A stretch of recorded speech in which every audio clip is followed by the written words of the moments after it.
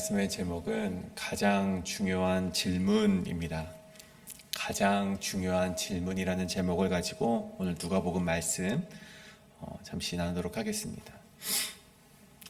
우리는 살면서 참 많은 질문들을 하며 살아가곤 합니다. 스스로에게 던지는 질문들이죠. 오늘 아침에 무엇을 입고 또 새벽 기도를 갈까? 오늘 아침에 무슨 신발을 신고 또 새벽 예배를 갈까? 이런 질문들이 있겠죠. 저는 보통 이 50도 이하로 내려가면 두꺼운 패딩 옷을 입어야지 하고 50도 위로 온도가 올라가면 저는 좀 가볍게 오는 그런 질문들을 스스로 던지곤 합니다. 물론 그 이후에도 질문들은 계속되죠. 오늘은 이쪽 길로 갈까? 이 새벽 저쪽 길로 갈까? 근데 이런 가벼운 질문들에서부터 조금 더 이제 무거운 질문들, 중요한 질문들로 우리는 또 나아가곤 합니다. 결혼을 앞둔 사람들에게는 저 사람이 내 배우자가 내 인생의 반려자가 될 수 있을까?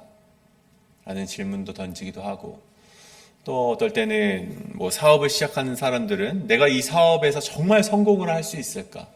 내가 이 사업에 뛰어드는 것이 맞을까? 라는 그런 또 중요한 질문들을 던지기도 합니다. 그런데 무엇보다 더욱 중요한 질문이 있습니다.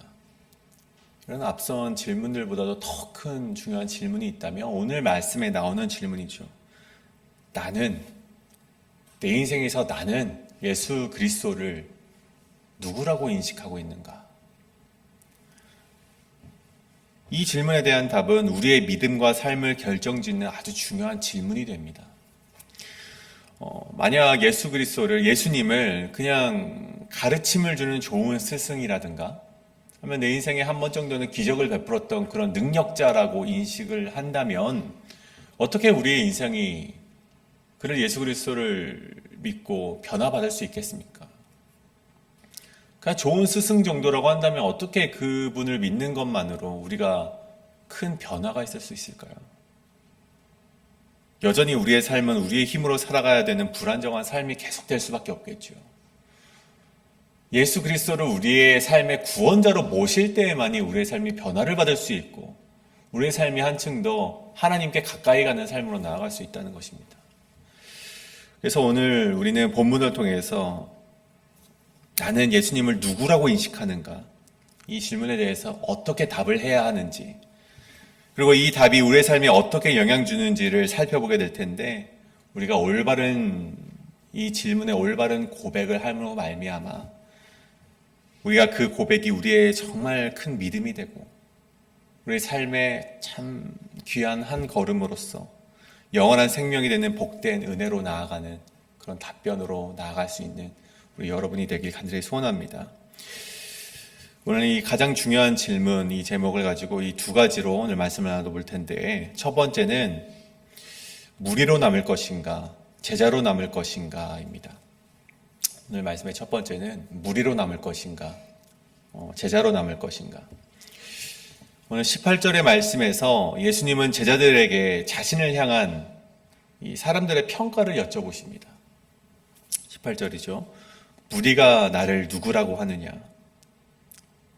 예수님께서 이렇게 제자들에게 질문을 던지셨습니다. 그런데 이 질문은요, 예수님께서 자신을 향한 이 사람들의 소문이 궁금하셨다거나 아니면 전혀 그 소문을 들어보지 못하셨기 때문에 제자들에게 물으셨던 것은 아니었습니다. 이 질문은요, 제자들의 생각, 그러니까 예수를 무엇으로 인식하느냐라는 제자들의 생각을 여쭙기 위해서 하나의 빌드업으로 그냥 무리는 나를 누구라고 하느냐 던지신 것이죠. 당시의 유대 사회에서 예수님을 바라보는 시각은요, 한 가지 틀 안에 이렇게 갇혀 있었습니다.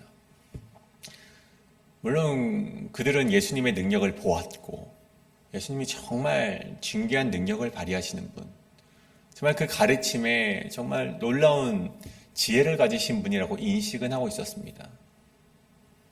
그래서 그간 예수님께서 보여주신 행적이 굉장히 놀랍기 때문에 예수님을 인정은 했어요. 야, 예수님 정말 뛰어난 분이구나. 정말 뛰어난 스승이구나. 그래서 그들이 예수님을 인식하는 게 어떻게 됐냐? 그들은 틀 안에서, 구약이라는 구약적 틀 안에서 저 사람은 엘리야가 아닐까? 저 사람은 선지자이다. 저 사람은 뭐 어떤 정말 뛰어난 어떤 능력자 아닐까? 라고 이 구약적 틀 안에서만 예수님을 생각을 하게 됩니다. 그들은 예수님을 구원자라거나 메시아라고 인식을 전혀 하지 못하는 것이죠. 그리고 나서 예수님은요, 그렇게 제자들로부터 사람들이 예수님을 그렇게 말합니다. 세례 요한이라고 말하기도 하고 엘리야라고 말하기도 하고 그렇게 말합니다. 그렇게 들으신 후에 뭐 예수님은 그걸 별로 이제 기대하진 않으셨던 대답들이죠. 하지만 예수님은 진짜 그 이후에 질문 한 가지 던지시는 것은, 그렇다면 너희들은 나를 무엇라고 말하느냐? 너희는 나를 무엇으로 인식하느냐? 예수님께서 진짜 던지시고 싶으셨던 질문들을 제자들에게 던지시는 것이죠. 오늘 말씀에서 보면 예수님은 이 무리라는 집단과 너희라는 집단을 분명하게 구분짓는 것을 보게 됩니다. 무리와 너희는 제자들을 말하는 것이죠. 근데 먼저 우리 보십시다. 우리 무리는 누구입니까? 여러분, 무리도 예수님을 믿고 따르는 사람들이었습니다. 예수님을 전혀 모르는 사람도 아니고요. 우리가 오늘 앞절 말씀에 보면 그들이 예수님께로 나와 예수님의 가르침을 받긴 했습니다. 예수님을 믿고 가르침을 받고 예수님을 따르는 자들이 바로 이 무리들이었는데, 근데 이 무리들이란 예수님의 참된 정체성이나 그분이 어떠한 분인지를 알지 못했습니다. 아니, 알기를 원하진 않았습니다. 그냥 어떤 뛰어난 분이지 않을까? 그냥 선지자 중에 한 명 아닐까? 그런 추측이면요, 그들은 괜찮았습니다. 예수님이 어떠한 분인지 더 알기를 원치 않았어요. 왜냐하면 예수님으로부터 나오는 어떤 그런 부스러기들, 어떤 자신이 먹고 사는 문제들, 어떤 자신이 앞에 놓인 문제를 해결해 주기만 하면은 어떤 사람이든 상관이 없는 거예요. 그들은 그런 것이 목적이었기 때문에 그것만으로 충분했다는 것이죠. 하지만 20절에 예수님께서 말씀하시는 너희, 예수님의 제자로 부름받은 자들을 말하는 것이죠. 단순히 1차적인 문제 해결에 관심을 가진 무리와는 다르게 예수님의 참된 본질을 따르는 자들이 바로 이 제자들 아니겠습니까? 그래서 베드로가 어떻게 고백합니까? 예수님께서 너희는 나를 누구라고 생각하느냐라고 물어보셨을 때, 단순히 선지자가 아니라, 단순히 능력 있는, 기적을 베푸는 어떤 능력 있는 선지자가 아니라 하나님께서 보내신 메시아라는 것을 알고 오늘 말씀에서 하나님의 그리스도이시다. 우리가 잘 아는 고백이 있죠. 주는 그리스도시요 살아계신 하나님의 아들이십니다. 이런 고백을 베드로가 던졌다는 것이죠. 물론 이건 역시 성령님께서 알게 하셨다. 아버지께서 알게 하셨기 때문에 베드로가 고백할 수 있었다라는 예수님의 말씀도 있지만, 베드로는 성령님의 이끌림을 받아서 그런 고백을 할 수 있었다는 것입니다. 똑같은 오병이의 기적을 보고도 무리들은 우리를 먹일 수 있는 신적인 능력을 가진 어떤 저 사람을 믿으면 우리가 먹고 사는 문제 정도는 해결받을 수 있는 어떤 선지자라고 인식을 했다면, 오늘 베드로는 이 능력의 시작점을 알았다는 차이가 있습니다. 물론 베드로 역시 온전히 예수님의 메시아 사역을 인정했던 것은 아닙니다. 이해했던 것은 아니죠. 이렇게 고백을 하고 난 뒤에 예수님께서 질타를 받습니다. 예수님이 그런 사역으로 가지 마십시오. 그때 예수님께서 베드로를 강하게 몰아붙이시면서 그렇게 혼내는 것을 우리가 보지 않았습니까? 베드로 역시 온전히 메시아의 사역을 이해했던 것은 아니지만 저 무리들과는 다르게 예수님을 자신의 삶을 구원해 줄 메시아, 구원자라는 인식을 가지고 살아갔다는 것입니다. 여러분, 무리와 제자의 차이는 분명하게 있습니다. 그들 모두 메시아의 사역을 온전히 이해하지 못했습니다. 하지만 그들 가운데 분명한 차이는 예수 그리스도를 메시아로 인식을 하고 있는가, 아니면 단순히 나의 삶의 문제를 해결하는 어떠한 신적인 능력을 가진 자라고 인식을 하였는가, 그 차이를 가지고 있었다는 것이죠. 만약 이 무리들과 같이 예수는 내 삶의 구원자이십니다, 예수는 그리스도이십니다라는 고백이 없다면 여러분, 신앙은 공허한 종교 행위밖에 되지 않습니다.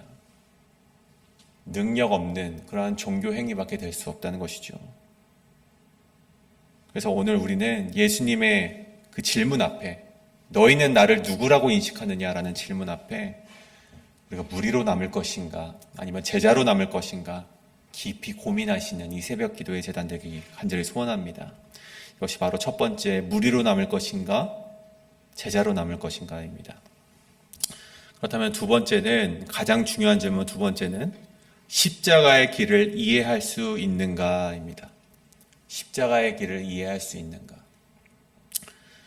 그렇게 베드로의 고백 이후에 예수님께서 충격적인 선언 한 가지를 하시죠. 22절의 말씀입니다. 인자가 많은 고난을 받고 장로들과 대제사장들과 서기관들에게 버림을 받으며 죽임을 당하고 제3일에 다시 살아나야 하리라 라고 말씀하셨습니다. 이 세상과 다른 하나님의 승리의 공식, 승리의 방식을 제자들에게 말씀을 하신 것이죠. 힘과 권력을 통해서 승리하는 것이 아니라 제자들이 그렇게 생각을 하고 있었기 때문에 충격이었던 것이죠. 힘과 권력을 통해서 승리하는 것이 아니라 무엇입니까? 스스로 낮추고 내 자아를 죽임으로 말미암아 얻게 되는 승리, 역설적인 십자가의 승리를 저들에게 말씀을 해주셨습니다. 여러분, 제자들이 이것을 듣고 굉장한 충격에 빠졌습니다. 베드로가 그것을 믿지 못하니 예수님께 항변을 한 것이죠. 근데 여러분, 더 충격적인 것이 있습니다. 더 충격적인 것은 예수님께서 그것을 자기만 하시는 것이 아니라 너희들도 그렇게 살아야 된다라고 제자들에게 말씀하셨다는 것이죠. 23절에 또 무리에게 이르시되 아무든지 나를 따라오려거든 자기를 부인하고 달마다 제 십자가를 지고 나를 따를 것이니라. 예수님의 길이 분명하듯이 예수님을 따르는 제자들도 예수님의 삶의 방식을 따라와야 된다고 예수님께서 말씀하신 것입니다. 나만 십자가를 지는 것이 아니라 너희들도 자신의 십자가를 짊어지고 가야 된다.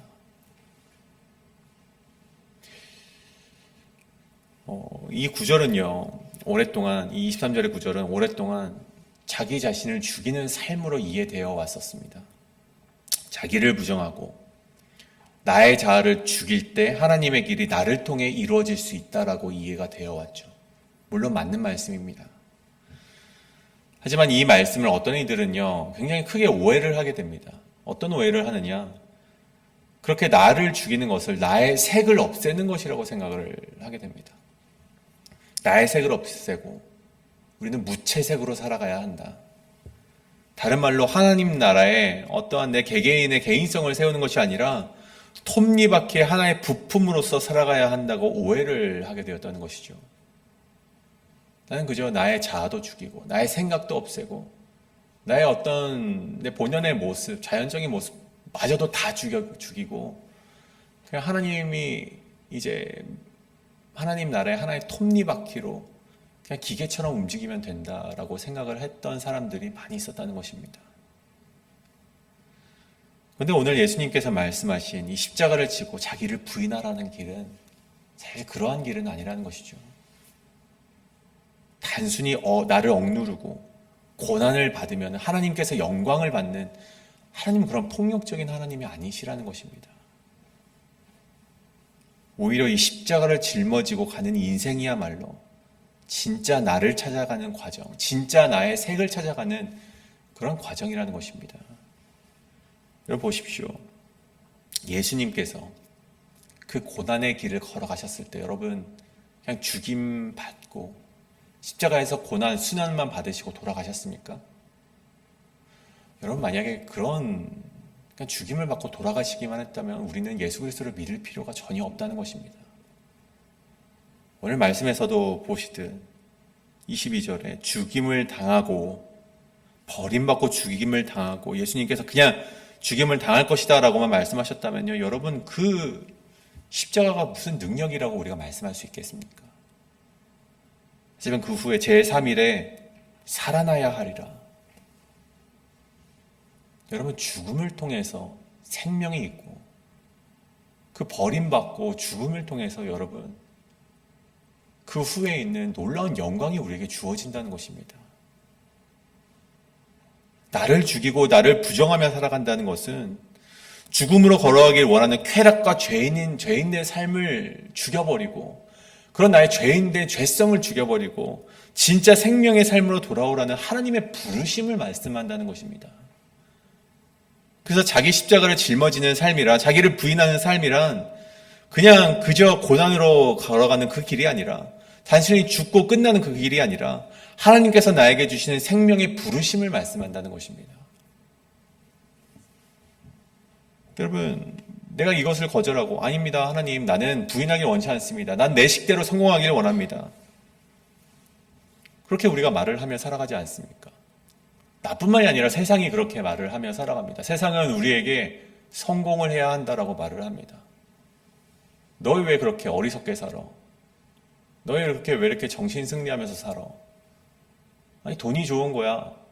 나 안락함이 좋은 거야. 편안함이 좋은 거야. 라고 말하면서 성공을 해야 한다라고 끊임없이 우리에게 세상은 우리에게 강요를 합니다. 인정받아야 한다라는 강박을 심어주지만 예수님께서는 그렇게 말씀하시지 않으십니다. 예수님께서는 하나님 앞에서 꾸밈없는 모습의 나로서 죄성을 죽이고 정말 하나님의 말씀만을 바라보는 그런 꾸밈없는 나의 모습을 하나님께서 원하시고, 그러한 모습으로 나아갈 때 하나님께서 나에게 참된 생명과 참된 행복의 기쁨을 우리에게 허락해 주시길 원한다는 것입니다. 그것이 바로 내 안에 숨겨져 있는 하나님의 형상을 회복하는 길이라는 것이죠. 자기 부인, 십자가를 짊어지고 가는 삶이란 내 모든 것을 죽이고 무채색으로 톱니바퀴로 살아가는 것을 말하지 않습니다. 그것은 참된 생명으로 가는 십자가의 길이고, 그것은 나를 참된 형통의 길로 인도하시는 하나님의 놀라운 인도하심이라는 사실을 우리가 이해해야만 한다는 것입니다. 이것이 바로 십자가의 길이고, 그것을 우리가 이해해야만 하는 십자가의 역설이라는 것입니다. 그리고 예수님은 오늘 말씀 마지막에 이렇게 말씀하시죠. 24절에 누구든지 제 목숨을 구원하고자 하면 잃을 것이요, 누구든지 나를 위하여 제 목숨을 잃으면 구원하리라. 이 말씀 역시 역설적인 말씀이죠. 그런데 이 말씀을 깊이 들여다보면 여기에 우리가 삶을 살아가야 되는 그런 이정표가 있고 진리가 이 말씀 안에 담겨 있습니다. 우리의 목숨을 구하려 하는 삶이란 무엇입니까? 세상이 말하는 대로 살아가는 삶입니다. 너희 성공해야 돼. 너희 어떻게든 세상의 것을 붙잡고 세상의 법칙으로 살아가야 돼 라는 그런 프레임 속에서 살아가는 것이 바로 내 목숨을 구하려는 삶이고, 그런데 그러한 삶을 살아간다면 결국 우리가 얻게 되는 것은 사망이라는 것이죠. 누구든지 자기의 목숨을 구원하고자 그러한 삶을 향해 나아간다면 잃을 것이라고 예수님께서 말씀하셨습니다. 반면에 예수님을 따르는 삶이란 어떤 삶입니까? 목숨을 잃을 것처럼 보이는 삶을 말합니다. 오늘 24절의 말씀처럼 겉으로는 손해보는 것 같지만, 겉으로는 정말 내가 일로 가면 죽을 것 같지만, 결국 진정 나를 회복시키는 사람, 구원의 삶이 바로 그 길에 있다는 것입니다. 여러분, 오늘 예수님은 끊임없이 우리에게 묻고 계십니다. 너는 나를 누구라고 인식하고 있느냐? 너는 나를 누구라고 부르고 있느냐? 그리고 너는 어떠한 삶을 살아갈 것인가? 이렇게 예수님께서 우리에게 끊임없이 매일매일 묻고 계시다는 것입니다. 여러분, 오늘 그 예수님의 질문 앞에 우리 베드로의 고백처럼 우리가 예수님의 길을 모두 이해하는 것은 아니지만 그 베드로의 단 한 걸음의 걸음처럼 예수님은 그리스도이십니다라는 그런 고백이 우리의 고백으로 울려 퍼지는 그런 귀한 고백이 오늘 새벽 제단 가운데 우리가 울려 퍼지길 간절히 소원합니다. 우리가 그런 고백을 통하여서 때로는 우리의 삶이 손해보는 것 같고, 우리의 삶이 때로는 정말 이렇게 살다가는 내가 정말 죽을 것 같은데, 내가 이렇게 살다가는 정말 내가 고통만 당하다 죽을 것 같은데 라는 삶이라 할지라도 하나님께서는 그 길을 걸어가는 자들에게 반드시 행복과 하나님의 참된 생명을 주신다는 것을 잊지 않으시고 걸어가시는 우리 모든 회의빌 하나님 자녀교회 성도님 되시길 간절히 소원합니다. 시간에 기도하실 때 그것을 놓고 기도하시겠습니다. 하나님, 내가 예수를 그리스도라고 여기며 살아가는 내가 그런 한 사람의 제자가 될 수 있도록 인도하여 주시옵소서. 함께 기도하며 나아가시겠습니다.